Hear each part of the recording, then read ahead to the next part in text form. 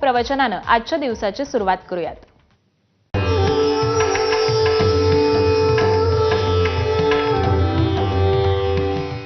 नमस्ते. मैत्री बोधच्या परिवर्तनाच्या या शाळेत आपल्या सगळ्यांचं स्वागत आहे. आपण आज एका अशा विषयाबद्दल बोलणार आहोत, कित्येकदा लोक आपल्याला विचारतात, की तू असं काम कर, तू तसं काम कर. तुझा व्यवहार, वागणूक इथे व्यवस्थित नव्हती. तू अशा प्रकारे बोलायला हवं तिथे किंवा तू हे काम करायलाच हवं किंवा तुझा आवाज थोडासा मोठा होता, तू थोडा हळू आवाजात बोल, प्रेमाने बोल. कधी काही म्हणतात लोकं आपल्याला कठोर हो. तर कळत नाही करायचं काय? नेमकं आपण सगळे कन्फ्यूज होतो मग तिथे, की काय करू मी? आता व्यवहार कसा असावा? लोकं जी अपेक्षा करतात तुमच्याकडून, की तुम्ही असं-असं वागावं, तसा व्यवहार करावा, की तुम्हाला आतमधून जे योग्य वाटतं, तसं आपण कार्य करावं, की वेळ, काळ जे तुमच्याकडून अपेक्षा ठेवते, वेळेप्रमाणे आपण वागायला हवं. मग तसं करायचं का आपण? मग नेमकं करायचं काय? मग ह्या क्षणी आपण ठरवायचं कसं, की मला काय करायचंय? मग आपण ह्याला आज ह्या सूत्राच्या मार्फत सोप्पं करण्याचा प्रयत्न करू. हे आपण कुठे ना कुठे ऐकत असतो, की धर्माप्रमाणे तुमची वागणूक असावी. मग धर्म कोणता? मग हा पुढचा प्रश्न येतो. तेव्हा माझा धर्म कोणता? म्हणून त्याप्रमाणे मी करावं का? तर आपण इथे काय सांगतो, मैत्रीभूत परिवार काय सांगतं तुम्हाला, की धर्म कसा असावा? जो मनुष्य स्वभावाबरोबर जोडला गेलेला आहे.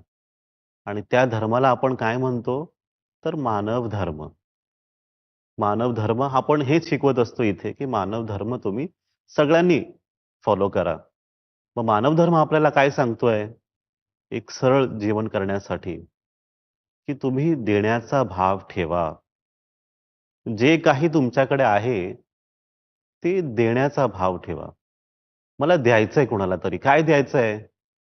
जे आपल्याकडे अधिक आहे, जास्त आहे, ते आपल्याला द्यायचंय. आता कुणाला द्यायचं आहे? ज्याच्याकडे ते नाहीये. म्हणजे तुमच्याकडे 10 वस्तू आहेत आणि दुसऱ्या व्यक्तीला नेमकी त्याच्यातली एक वस्तू हवी आहे. मग उदाहरण आपण कसं पाहू, की 10 पुस्तकं तुमच्याकडे आहेत आणि तुमची ती पुस्तकं वाचून झालेली आहेत. आणि एका व्यक्तीला तेच पुस्तक हवंय. 10 पैकी 1 पुस्तक त्या व्यक्तीला हवंय. म्हणजेच विचार करा तो व्यक्ती आय-एसची तयारी करतोय किंवा मेडिकलची तयारी करतोय, इंजिनिअरिंगची तयारी करतोय आणि तुमच्याकडे ते पुस्तक आहे. मग तुम्ही ते पुस्तक त्या व्यक्तीला दिल्यानंतर त्याच्या जीवनात एक बदल होतो. त्याला एक गती मिळते. त्यांच्याकडे पैसे नसतील, काहीतरी आर्थिक अडचण असेल म्हणून त्यांनी ते पुस्तक विकत घेतलं नाही. तर तुमच्याकडे असंच आहे, तर ते देण्याने तुम्ही कुठे कमी होता का? तर नाही. लोकांना अशी भीती असते, की "अरे, मी दिलं तर माझ्याकडून काहीतरी कमी होईल, काहीतरी गमावतोय मी किंवा मी कमजोर होतोय. अरे नाही, मग ते दिलं तर मी कसं करू पुढे?" तर असं काहीही होत नाहीये. चांगल्या गोष्टी दिल्याच्या नंतर तुमच्या जीवनातच एक चांगला मोठा बदल होतो. जे देता तुम्ही तेच तुम्हाला मिळतं. तुम्ही असं पहा, की जे तुम्हाला जीवनात तुम्ही ज्याचा शोध घेत आहात किंवा जीवनात ज्या गोष्टी तुम्हाला हव्यात, त्याच गोष्टी देण्यासाठी सुरू करा तुम्ही. पहा त्या गोष्टी पुन्हा कधी, कशा रूपात तुमच्याकडे पोहोचतील तुम्हाला कळणार सुद्धा नाही. तुम्ही कोणाची आर्थिक मदत केली, की तो मदत केलेली आर्थिक मदत पुन्हा कुठल्या ना कुठल्या रूपामध्ये तुमच्यापर्यंत पोहोचतेच पोहोचते. आपल्याला असं वाटतं, की "अरे, मी दिलं आता माझ्याकडे काही नाहीये." आपण इथे प्रयोग सुद्धा करतो कित्येकदा, की द्या. दिल्यानंतर तुम्हाला कसं वाटते? तुमचा अनुभव कसा होतोय?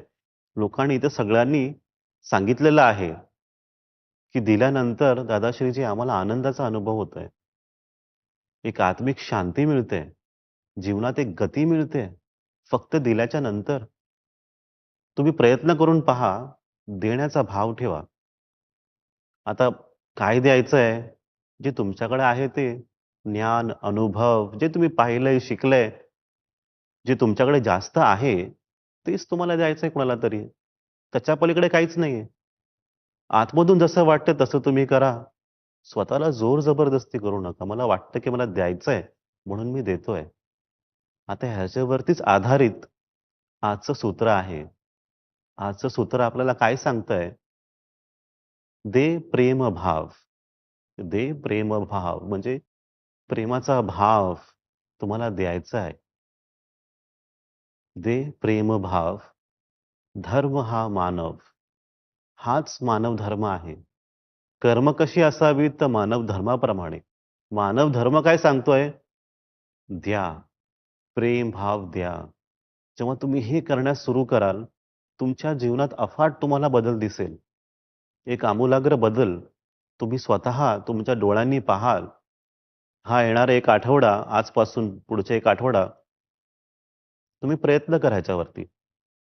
तुम्ही पहा तुम्हाला कसा अनुभव मिळतोय. देण्याचा भाव जे तुमच्याकडे अधिक आहे.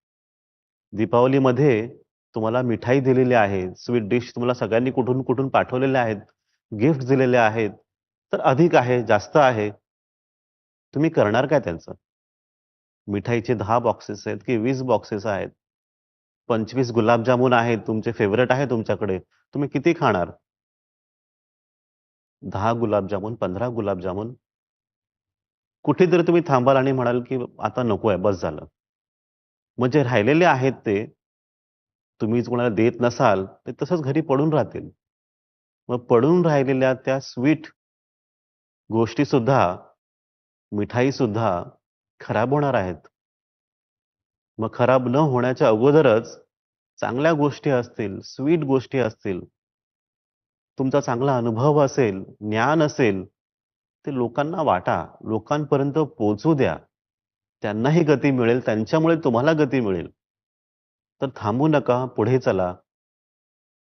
देण्यास सुरू करा. प्रेम देण्यास सुरू करा आणि जीवनात एक चांगला परिवर्तनाचा अनुभव पहा. पुढच्या आठवड्यात पुन्हा आपण एकदा एक नवीन सूत्र घेऊन भेटू. आपल्या सगळ्यांचं कल्याण हो, आपल्या सगळ्यांचं मंगल हो. नमस्ते.